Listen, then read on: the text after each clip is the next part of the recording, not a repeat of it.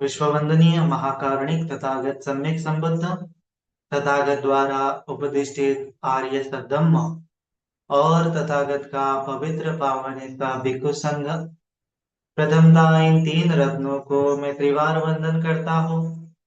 वैसे ही जिन जिन महापुरुषों ने धम्म का प्रचार प्रसार किया उनके प्रति कृतज्ञता व्यक्त करता हूँ, तथा जिन जिन लोगों की वजह से मुझे धम्म सीखने को मिल रहा है उनके प्रति भी कृतज्ञता व्यक्त करता हूँ, तथा जुड़े हुए सभी शील संपन्न श्रद्धावान उपासक उपासिकाएं, बालक तथा बालिकाएं सभी के प्रति मंगल मैत्री मंगल कामना करता हूं। तो आज जुड़े हुए सभी श्रद्धावान उपासक उपासिकाएं, तो आज हम जानेंगे कि कुछ कुछ लोग ऐसा करते हैं, ऐसा कहते हैं कि ऐसा कहते हैं कि ध्यान साधना जो कर रहे हैं लोग वो गलत बात है, और एक प्रकार से आक्षेप लेते हैं ध्यान साधना के ऊपर, क्योंकि वह ऐसा कहना चाहते हैं कि ध्यान साधना करने वाले लोग जो सामाजिक कार्य है, सामाजिक कर्तव्य है, उनसे परे होने लगते हैं। सामाजिक कार्य, सामाजिक प्रोग्राम में, गतिविधियों में हिस्सा नहीं लेते हैं। तो एक प्रकार से ध्यान साधना करने से वो कमजोर हो जाते हैं, है ना। ऐसे भी एक एक आक्षेप बहुत सारे उठते हैं ध्यान करने वाले लोगों के ऊपर। और दूसरा ये प्रश्न है कि अभी हम देख रहे हैं कि भारतवर्ष में क्या क्या चल रहा है, सामाजिक जो डोमेन है, हमारे समाज में क्या चल रहा है, राज्य के स्तर पर क्या चल रहा है। तो यहाँ पे बहुत सारे लोगों में के मन में ये प्रश्न भी उठता है कि अभी जगह जगह पे प्रोटेस्ट हो रहे हैं, आंदोलन हो रहे हैं, तो हम आंदोलन में जा सकते हैं कि नहीं जा सकते हैं, और भगवान बुद्ध जी का इस पर क्या कहना है, या फिर बुद्धिज्म में इसका क्या प्रयोजन है ना। बुद्धिज्म इसके ऊपर क्या कहता है कि क्या हम आंदोलन में हमें जाना चाहिए या नहीं जाना चाहिए, या फिर हम जब ध्यान साधना करते हैं तो हमें इन सब चीजों में पार्टिसिपेट करना चाहिए या नहीं करना चाहिए। इन सब के ऊपर आज हम चर्चा करेंगे। तो होता यूं है कि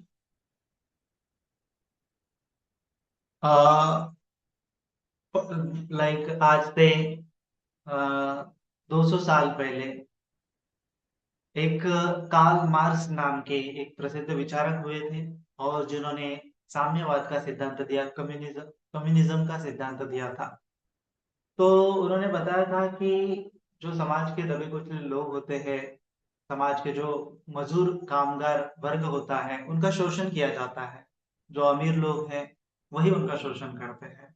तो जो मजदूर लोग हैं, मिडिल क्लास लोग हैं, इन्होंने आंदोलन करना चाहिए और सत्ता काबिज करनी चाहिए, ऐसा उनका सिद्धांत था। फिर ये कार्ल मार्क्स ने ये सिद्धांत दिया और जगह जगह क्रांतियां हुई, है ना। रशियन क्रांति हुई, फ्रेंच क्रांति हुई, फिर चाइना में क्रांति हुई, और वहां पे जो पहले शासन चल रहा था वह शासन हटा के वहां पे साम्यवाद, कम्युनिज्म लाया गया। कम्युनिज्म मतलब एक प्रकार से लोगों का प्रशासन, ये बिल्कुल मिलता जुलता है, लोकतंत्र से मिलता जुलता है। सो लोकतंत्र और वो कम्युनिज्म एक ही जैसा है लगभग, कि लोगों का प्रशासन होना चाहिए। तो इस प्रकार से कार्ल मार्क्स ने अपना सिद्धांत दिया था। तो इसी कार्ल मार्क्स का कहना था कि क्या होता है कि धर्म, लोगों को धर्म के नाम पर स्टेरलाइज किया जाता है। लाइक उन्होंने कहा था कि धर्म धर्म ये जो है अफूह की गोली होती है, माने जो अफूह होता है, ड्रग्स होता है, अफीम होता है, नशा होता है। तो एक बार अगर लोग धर्म का नशा चढ़ जाता है लोगों को, तो लोगों को दिखता नहीं है रियलिटी में क्या चल रहा है, उनके साथ क्या हो रहा है, समाज में क्या हो रहा है, क्या उनका एक्सप्लॉयटेशन हो रहा है, क्या शोषण हो रहा है, क्या ऐसा उनको नहीं समझ में आता है। और आज हम देखते हैं कि इंडियन पॉलिटिक्स जो है, पूरा इंडियन राजकीय तंत्र जो है, ये धर्म के नाम पर ही बटा हुआ है। हिंदू मुस्लिम है, चाहे कम्युनिज्म है, कुछ भी हो, धर्म के नाम पर लोगों को एक तो वोट बैंक बनाया जाता है, या फिर एक तो धर्म के नाम पर लोगों को भड़काया जाता है। और इस प्रकार से क्या हो रहा है कि जैसे कार्ल मार्क्स ने कहा था कि अगर आपको धर्म के रास्ते पे कोई गुमराह कर देता है, धर्म का आमिष देके आपको हर बार गुमराह किया जाता है, और इसी का फायदा उठाते हैं जो शोषण करने वाले लोग और प्रशासन करने वाले लोग। राजा पहले के जमाने में राजा होते थे, फिर कॉलोनियल रूल होता था, जैसे ब्रिटिश एम्पायर हो गया, फिर उसके बाद अभी लोकतंत्र में भी वही चल रहा है कि धर्म का सहारा लेते हुए आपके ऊपर शोषण किया जा रहा है, और जिन लोगों का शोषण किया जाता है उनको भी नहीं पता होता है कि उनका शोषण हो रहा है। तो यहाँ तक बात ठीक है, लेकिन क्या हुआ है कि कभी कभार ये जो कार्ल मार्क्स का सिद्धांत है वो थोड़ा सा कई जगहों पे गलत विपरिणाम हो गया उसका। क्योंकि क्या हो गया, जो जो कामगार मजदूर लोग थे, मिडिल क्लास लोग थे, उन्होंने आंदोलन किया और वो सत्ता काबिज कर ली। तो होना ये चाहिए था कि सत्ता काबिज करने के बाद सभी लोगों को एक समान अधिकार मिलना चाहिए था, एक समान प्रॉपर्टी मिलनी चाहिए थी, ऐसा होना चाहिए था। लेकिन एक्चुअल में क्या हुआ कि जो जिन लोगों ने आंदोलन किया वो ऊपर जब बैठ गए, जब उनके हाथ में सत्ता आ गई, पावर आ गए, तो पावर आने के बाद फिर से वो शोषण करना चालू कर दिए। मतलब जो साइकिल पहले हो रही थी अभी वही हो रहा है। तो इसीलिए कम्युनिज्म फंस गया, बहुत जगहों पे फेल हो गया। तो इसीलिए उसके बाद कार्ल मार्क्स के 150 साल बाद doctor B are Ambedkar ji आते हैं, और बी आर अम्बेडकर जी एक किताब लिखते हैं, बुद्धा और कार्ल मार्क्स। बुद्ध की कार्ल मार्क्स की, जो कार्ल मार्क्स की शिक्षाएं हैं वो कैसे फेल हो गई, और उस जगह पे भगवान बुद्ध जी की शिक्षा कैसे क्रांति ला सकती है। तो इसीलिए उन्होंने दूसरी किताब भी लिखी थी, रिवॉल्यूशन एंड काउंटर रिवॉल्यूशन, यानी कि क्रांति और प्रतिक्रांति, कि उसमें उन्होंने बताया था कि भगवान बुद्ध जी ने कैसे क्रांति की थी उन जमाने में। उन जमाने में उन्होंने लोगों को कैसे एक सार्वभौमिक रूप से लोगों को प्रेरित किया था, लोगों को जगाया था और लोगों को नैतिक बनाया था। और जब लोग नैतिक बन गए थे तो वो आध्यात्मिक रूप से भी विकसित हो रहे थे, और जब लोग नैतिक बन गए थे वो आर्थिक रूप से भी विकसित हो रहे हैं। आर्थिक रूप से भी उनके पास धन संपदा आने लगी, क्योंकि नैतिकता आ गई। चोरी नहीं कर रहे हैं, हिंसा नहीं कर रहे हैं, व्यभिचार वगैरह नहीं कर रहे, झूठ बोल के किसी को ठग नहीं रहे हैं। तो बुद्ध ने ये नैतिकता बताई है। तो नैतिकता बताने से क्या हुआ, उनको धन का लाभ मिल गया। तो उन जमाने में जब हम देखते हैं कि बुद्धिस्ट राजा थे भारतवर्ष में हजारों साल पहले, सम्राट अशोक वगैरह, मौर्य एम्पायर है, गुप्त राजवंश है, और जो पाल राजवट है, सातवाहन राजवट है महाराष्ट्र में। तो इन जमाने में भारत को सोने की चिड़िया कहा जाता था, यानी कि भारत से सोना इतना बनता था, इतना आयात होता था, इंपोर्ट होता था, है ना। पूरे विश्व में से भारत एक व्यापार का केंद्र बन चुका था। तो ये क्यों हो रहा था, क्योंकि भगवान बुद्ध जी की शिक्षा का पालन करते हुए राजा लोग राज कारभार कर रहे थे। तो उनका इकोनॉमिकली भी ग्रोथ हो रही थी। उसके बाद उसके साथ साथ क्या हो रहा था, पॉलिटिकली भी एक स्टेबिलिटी थी। जब भी बुद्धिस्ट राजाओं का शासन था भारतवर्ष में, तो वहां पे स्टेबिलिटी थी। पॉलिटिकल स्टेबिलिटी मतलब कि राजकीय स्थिरता थी।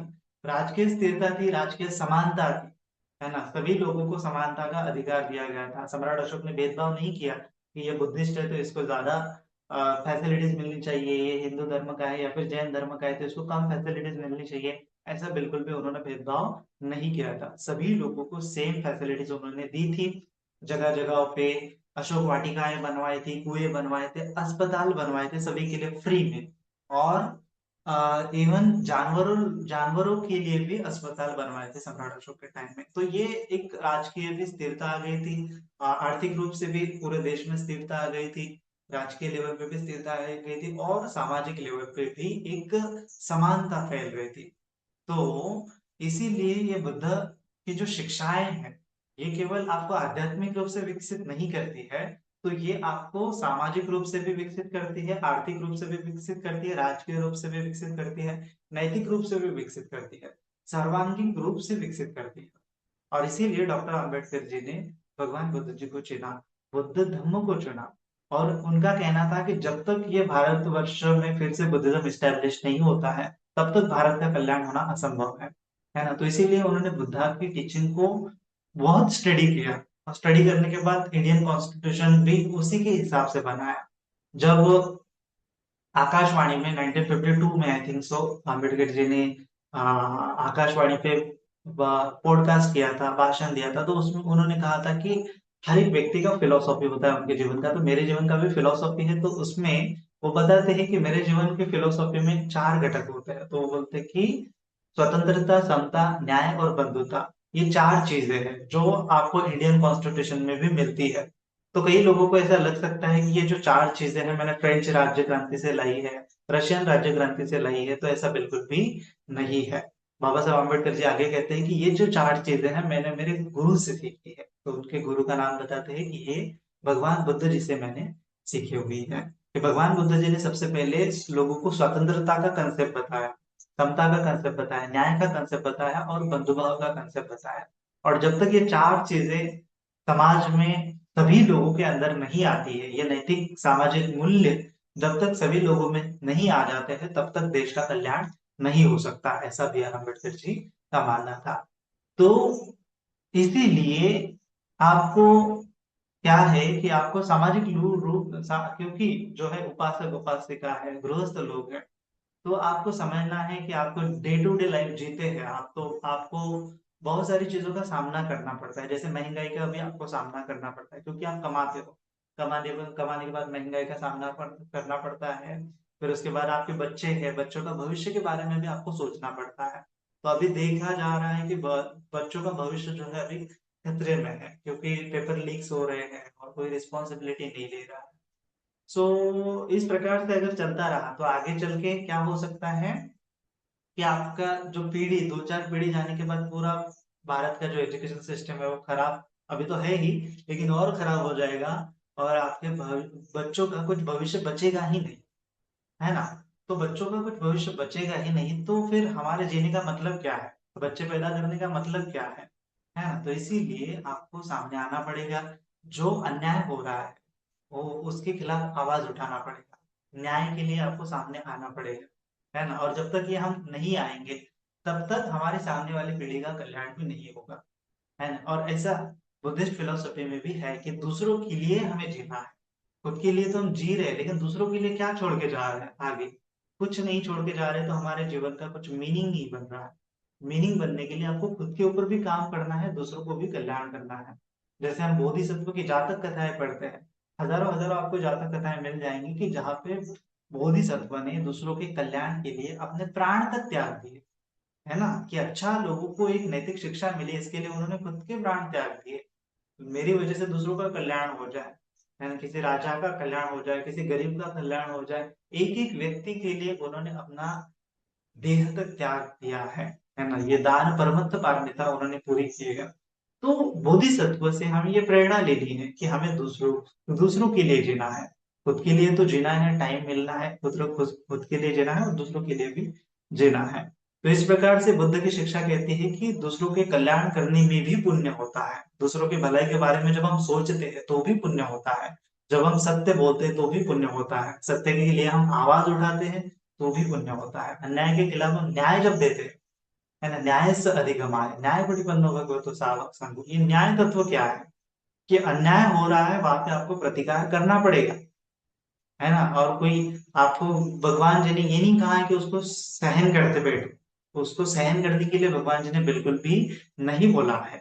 न्याय का प्रतिकार करने के लिए बोला है, अन्याय का प्रतिकार करने के लिए बोला है ना। क्योंकि भगवान जी को पता है कि कोई आपको बचाने वाला आने वाला नहीं है, तो आपको ही हाथ पैर हिलाने पड़ेंगे, आपको ही खुद संघर्ष करना पड़ेगा, है ना। भगवान जी ने बताया ना, अत ही अतोनो नाथ हो कोई नाथ हो परोसिया, कि आप खुद के स्वामी हो, कोई ऊपर बैठा हुआ नहीं है कि जो आपके मदद के लिए आएगा कि कुछ दिनों के बाद अचानक से चुटकी बजाएगा सब ठीक हो जाएगा, ऐसा बिल्कुल भी होने वाला नहीं है। आपको ही सब ठीक करना पड़ेगा, है ना। कोई ईश्वर आत्मा परमात्मा नहीं है, यही तो बुद्धिज्म की शिक्षा है ना। कि आपको खुद एफर्ट्स लगाने पड़ेंगे तब जाके चीजें सही होंगी, ठीक से होंगी।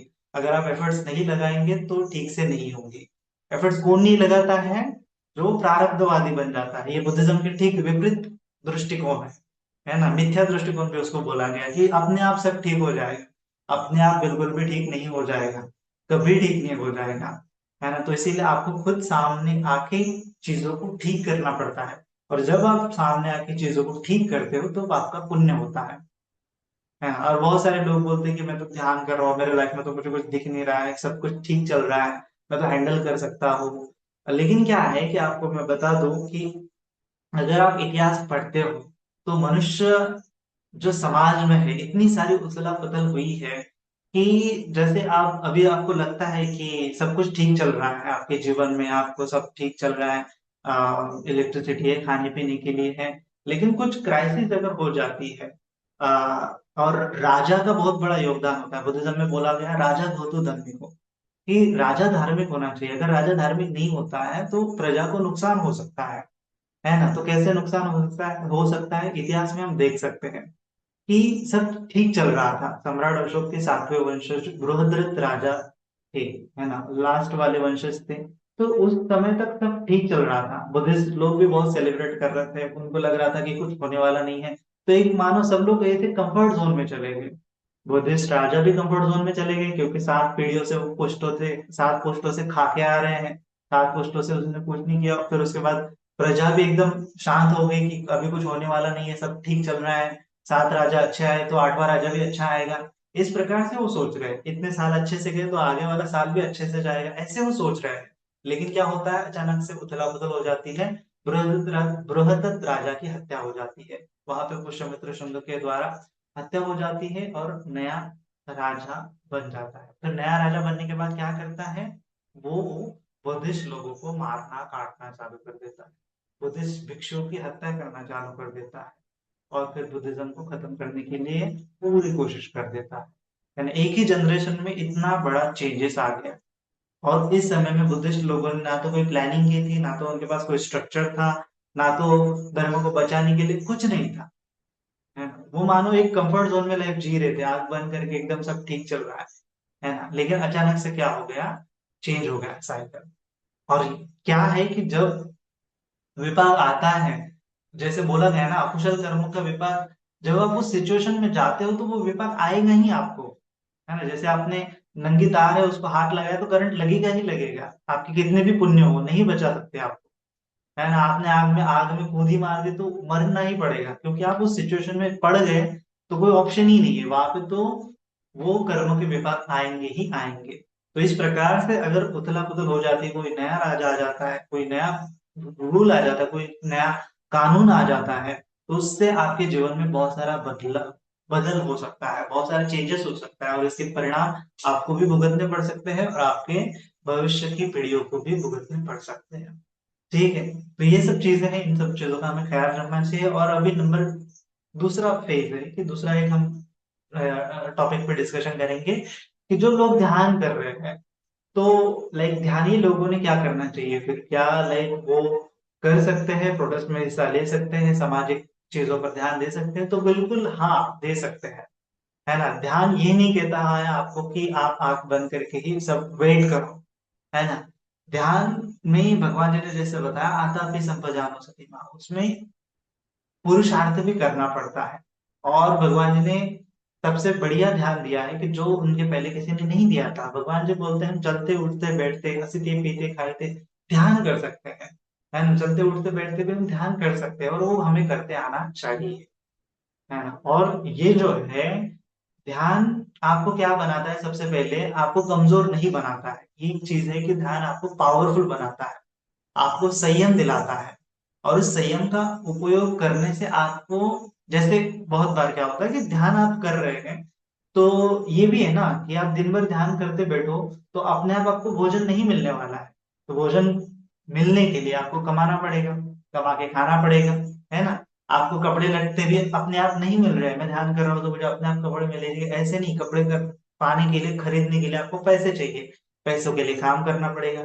जो जो आपकी डेली नीड्स है, वो ध्यान करने से पूरी होने वाली नहीं है।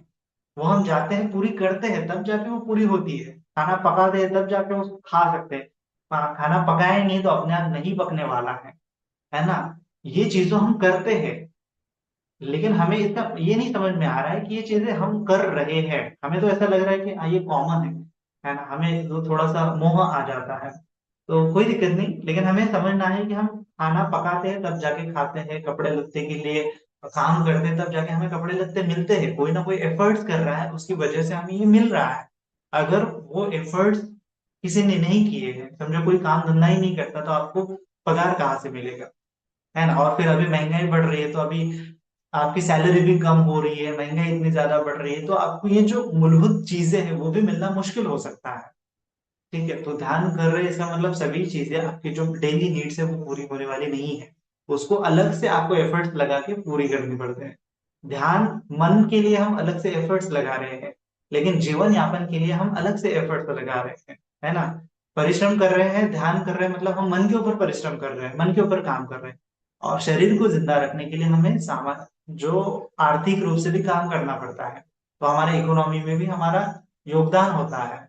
और हमें सामाजिक रूप से भी हमें जो कानून वगैरह है उसका भी ख्याल रखना पड़ता है, तो एक पॉलिटिकली भी हमारा इन्वॉल्वमेंट होता है ना। तो हमारे आजू बाजू में इलेक्ट्रिसिटी नहीं है, बहुत सारे गंदगी है, बहुत नाले साफ नहीं है, मॉस्किटो नहीं है, तो आपको पॉलिटिकली कहीं ना कहीं हिस्सा होता है कि आप म्युनिसिपल कॉर्पोरेशन को जाओ, वहां पे कंप्लेंट करो। ये चीजें करोगे तो आपको सुविधाएं मिलेंगी, आपको अच्छा एनवायरनमेंट मिलेगा, आपके घर में घर के आजू बाजू में साफ सफाई मिलेगी। ये सब चीजें आपको करना पड़ता है। तो कहीं ना कहीं आपका योगदान होता है, जीवन जीते हैं तो हमें ये सभी चीजें आवश्यक होती है, इकोनॉमी भी आवश्यक होती है, पॉलिटी भी आवश्यक होती है, मानिए कि अर्थ कारण भी आवश्यक होता है, राज्य कारण भी आवश्यक होता है, समाज कारण भी आवश्यक होता है, और लास्ट में होता है धर्म कारण, कि जो आपकी मन की शांति के लिए। अगर आप धर्म कारण करते हो तो आप सोचोगे कि मुझे इन तीन कारणों की, तीन चीजों की कोई जरूरत नहीं, तो ऐसा बिल्कुल भी होने वाला नहीं है। इन तीन चीजों की भी आपको जरूरत है जीवन यापन करने के लिए। तो धर्म के साथ साथ इन तीन चीजों का भी आपको ख्याल करना पड़ेगा, है ना। ये तीन चीजें अभी कोलैप्स हो रही है, तो आपको वहां पे जाके उसको स्टेबल करने के लिए प्रयास करना पड़ेगा, एफर्ट्स लगाना पड़ेगा। ये भी आपकी एक जिम्मेदारी है। एक आप भारत देश के नागरिक है तो आपकी कुछ रिस्पॉन्सिबिलिटी भी होती है कि भारत देश में स्टेबिलिटी बनी रहे, इकोनॉमिक लेवल पे, पॉलिटिकल लेवल पे। तो इस प्रकार से ये चीजें हैं। तो ध्यान एक पार्ट है, बाकी के 25% है बोल सकते हैं, लेकिन 75% हिस्सा आपका पॉलिटी और ये इकोनॉमी में भी इन्वॉल्व होता है। ठीक है, तो ध्यान से क्या होगा कि आपको प्रेरणा मिलेगी, ध्यान से आपको एक बल मिलेगा कि इन चीजों को, जैसे आप अच्छे से ध्यान करते हो तो आप थकते नहीं हो।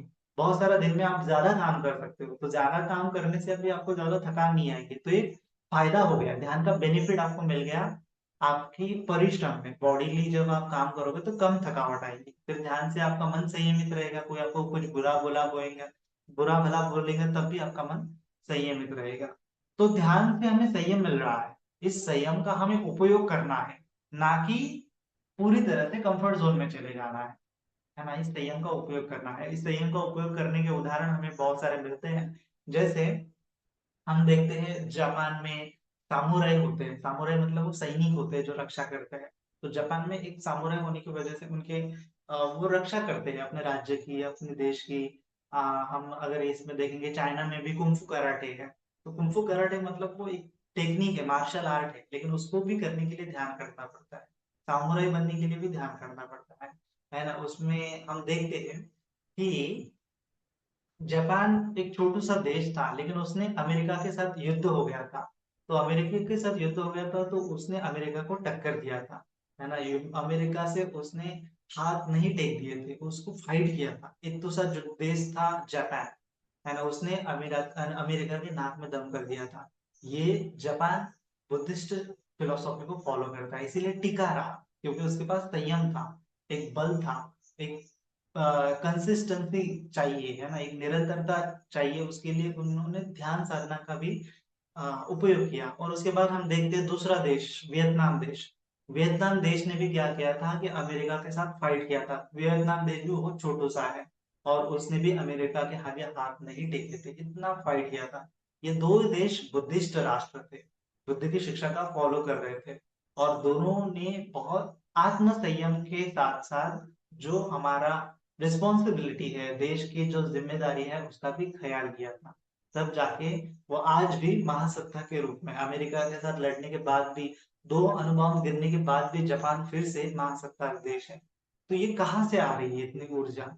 तो ये बुद्ध की शिक्षा से आ रही है, बुद्धिस्ट फिलोसॉफी से आ रही है। बुद्धिस्ट फिलोसॉफी आपको केवल आंख बंद करके अंदर झांकने के लिए नहीं बोलता है, लेकिन आंख खोल करके न्याय प्रस्तावित करने के लिए भी बोलता है ना। तो ये बहुत जरूरी है, ध्यान जरूरी है, इसलिए कि आपके जीवन में, जीवन यापन करते समय में एक स्थिरता रहे, है ना। और हम प्रोटेस्ट कर रहे हैं इसका मतलब क्रोध नहीं कर रहे हैं, कोई हमारे अंदर से विकार नहीं जनरेट कर रहे हैं। जैसे सत्याग्रह बताया है, तो सत्याग्रह भारतवर्ष में होते आ रहा है। महात्मा गांधी जी है, बाबा साहब अम्बेडकर जी ने सत्याग्रह किया था, उसके बाद बहुत सारे लोगों ने सत्याग्रह किया था। सोनम वांगचुक जी है अभी जो सत्याग्रह कर रहे हैं, तो उनके मन में हमें कोई क्रोध नहीं दिखाई देता, वो जस्ट बोल रहे हैं।